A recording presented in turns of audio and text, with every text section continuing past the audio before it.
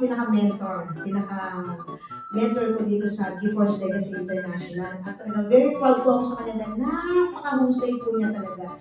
Maghusay po siya talaga na nilalang sa mundo. So, ngayon po, pwede po tayong lahat. Papakilala ko po sa inyo ang nag-iisang Platinum Awardee ng GeForce Legacy International.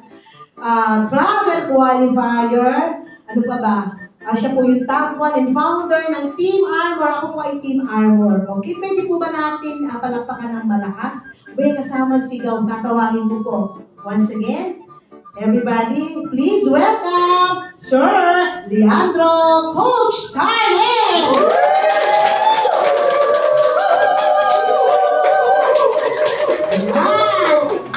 Si Coach Leandro Sarnes. Thank you very much.